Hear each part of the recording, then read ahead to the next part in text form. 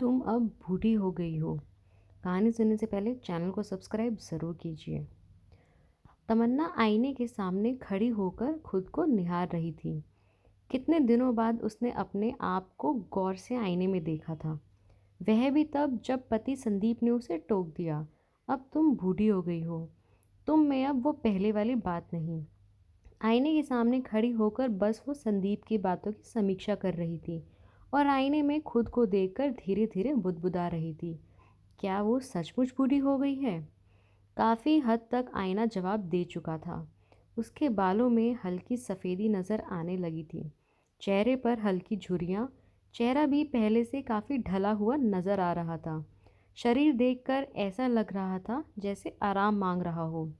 ना पहले जैसा नूर था, ना ही चेहरे पर मुस्कुराहट। वह पहले जैसी वाकई नहीं थी, सचमुच बदल चुकी थी। अब आईना बीता हुआ कल तो बता नहीं सकता। जो भी दिखाएगा आज ही दिखाएगा, और आज जो जैसा है वैसा ही दिखाएगा। कम से कम उसे झूठ बोलने की आदत नहीं। उस सच का सामना तमन्ना नहीं कर पा रही थी। इस कारण आईने के सामने से हट गई और पलंग पर बैठी अकेली सोचती रही। संदीप ने कुछ गलत नहीं कहा। उम्र क्या है उसकी अभी? सिर्फ 35 साल, और इस 35 साल की उम्र में वो 50 साल की औरत जैसी हो गई है। 50 साल की उम्र तो दूर की बात है, 70 साल की उम्र में भी लोग जिंदगी जीते हैं। पर वो तो 35 साल की उम्र में ही जिंदगी से हार गई। पर इसमें गलती किसकी है? शायद खुद उसकी। कैसे? सोचते सोचते वो खुद अतीत के गलियारों में चली गई। जब वो शादी होकर इस घर में आई थी। घर में सास ससुर, पति संदीप, देवर निखिल और ननंद प्राची थी। सब लोग बहुत अच्छे थे, लेकिन तमन्ना की आदत थी कि वह किसी को कोई काम ना करने देती। जब कोई मदद भी करता तो आदर्श बहू बनने के चक्कर में कहती, अरे, बहू के होते घर के लोग काम करेंगे, अच्छा लगता है क्या? सबको लगता कि तमन्ना को शायद काम में मदद कराना पसंद नहीं, इसलिए धीरे धीरे सबने मदद करना छोड़ ही दिया। जब कोई कहता कि देखो तमन्ना ने पूरे घर को अकेले संभाल रखा है, तो वो फूल कर कुप्पा हो जाती। जब तमन्ना का बेटा प्रतीक हुआ, तब भी सासू माँ कुछ करने की कोशिश करती तो तमन्ना उन्हें मना कर देती। सासू माँ को भी यही लगता है कि शायद तमन्ना को उनका काम करना पसंद नहीं आता। इसलिए धीरे धीरे उन्होंने प्रतीक के कामों से भी खुद को दूर कर लिया था। संदीप कई बार कहता था, तमन्ना, अब तुम दिन भर घर में और बच्चों में लगी रहती हो, कभी मेरे लिए भी वक्त निकालो, मेरे साथ भी कुछ पल बिताओ। तो तमन्ना संदीप को भी झिड़क देती, तुम्हें सिर्फ अपनी ही पड़ी रहती है, देखते नहीं मैं कितना थक जाती हूँ। अरे तो सबकी मदद लिया करो ना, किसने मना किया है? काम वाली हम अफोर्ड नहीं कर सकते, लेकिन कम से कम साथ मिलकर तो काम करवा ही सकते हैं ना। हाँ, रहने दो। मुझे नहीं अच्छा लगता कि मेरे रहते कोई घर में काम करे। मैं खुद ही कर लूँगी। तमन्ना, समझती क्यों नहीं हो? तुम इंसान हो, कोई मशीन नहीं हो। हद है, अपने घर का काम करने में कोई मशीन बन जाता है क्या? संदीप कहीं भी घूमने जाने के लिए कहता तो वो काम का बहाना बनाकर मना कर देती हमेशा। इतना काम तो पड़ा है, कैसे जाऊं? फिर ऊपर से प्रतीक भी तो है। अरे तो मम्मी पापा संभाल लेंगे, थोड़ी देर की तो बात है। ना बाबा ना, मैं अपनी जिम्मेदारी से मुंह नहीं मोड़ सकती। संदीप कुछ नहीं कह पाता। धीरे धीरे संदीप ने भी कहना छोड़ दिया। अब वो अपने दोस्तों के साथ ही कहीं घूमने जाता या फिर घर पर ही बैठा रहता। वक्त ऐसे ही गुजर रहा था। पहले ननंद और फिर देवर की भी शादी हो गई।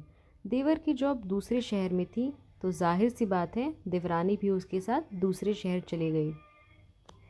लेकिन तमन्ना, उसके अभी भी वही के वही हाल। लेकिन अब वो बदतर हो गए। पहले किसी की मदद लेती नहीं, अब कोई मदद करता नहीं था।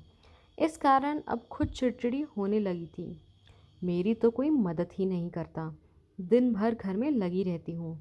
देवरानी खुद तो देवर के साथ दूसरे शहर चली गई, और मैं यहाँ अकेली सास ससुर की सेवा करती रहती हूँ। मैं अकेली बहू हूँ क्या? जिसके माथे ही ये सब कुछ है। मन ही मन बड़बड़ाती जाती और काम करती जाती। आज सुबह यही तो हुआ जब पड़ोस वाली आंटी मम्मी जी से मिलने के लिए आई। बातों बातों में उन्होंने कहा, एक बात तो है भाभी जी, आपकी सेवा तो तमन्ना ही करती है। छोटी बहू तो अपने पति के साथ दूसरे शहर चली गई। सुनकर तमन्ना को बड़ा अच्छा लगा कि उसकी तारीफ हो रही है, लेकिन जैसे ही सासू माँ ने जवाब दिया, तमन्ना का मुंह उतर गया। देखिए बहन जी, हमारे लिए तो हमारी दोनों बहू एक जैसी हैं। दोनों के लिए हमारे दिल में एक समान ही प्यार है। सारी सेवा तो मैं करूं और वो मैडम वहाँ बैठे बैठे तारीफ के हकदार बन जाती हैं। तमन्ना मन ही मन बड़बड़ाती हुई कमरे से गई जहाँ संदीप पहले से ही था। तमन्ना कुछ कहती उससे पहले ही संदीप ने तमन्ना से कहा, तमन्ना, मेरा सामान पैक कर देना। मेरी दोस्तों के साथ गोवा की ट्रिप है, पूरे 4 दिन बाद आऊँगा, इसलिए सामान उस हिसाब से पैक कर देना। आप गोवा जा रहे हो? आपने तो मुझे बताया ही नहीं। हाँ, अब इसमें बताना क्या है, अचानक से प्लान बन गया तो जा रहा हूँ। अरे, ऐसे कैसे प्रोग्राम बन गया? अभी थोड़ी देर बाद ही मम्मी पापा और बच्चे भी निखिल भैया के घर जा रहे हैं और फिर तुम भी चले जाओगे तो मैं यहाँ पर अकेली रह जाऊँगी। अरे, तुम्हें तो अकेले रहने की आदत है, इसमें कौन सी नई बात है? संदीप ने बेरुखी से कहा, जो तमन्ना को बिल्कुल भी अच्छा नहीं लगा। तमन्ना ने चिढ़ते हुए कहना शुरू किया, मैं अकेली दिन भर घर में खटती रहती हूँ और तुम्हें गोवा घूमने की लगी है। एक पल भी नहीं सोचा तुमने अपनी बीवी के बारे में। इंसान हूँ मैं, कोई मशीन नहीं हूँ। अच्छा तमन्ना, मुझे लग रहा है कि अब तुम बूढ़ी हो गई हो। अब तुम में वो बात नहीं रही। आप ऐसा कैसे कह सकते हो? मैंने तुम्हारा साथ नहीं छोड़ा था, बल्कि तुम मेरा साथ छोड़कर बस एक आदर्श बहू बनने के सफ़र पर निकल गई थी। तुम आदर्श बहू बन गई, आदर्श माँ भी बन गई, लेकिन पत्नी वो तो तुम कभी नहीं बन पाई।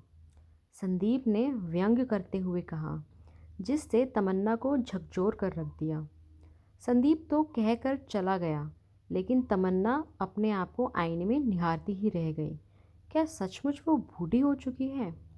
बस यही सवाल बार बार अपने आप से करती। गलती संदीप की नहीं थी, गलती तो उसी की थी। फिर उसे बुरा क्यों लग रहा है? अपने आप को आदर्श बहू कहलाने के चक्कर में पति को कहाँ पीछे छोड़ दिया, यह अंदाज़ा भी नहीं रहा उसे।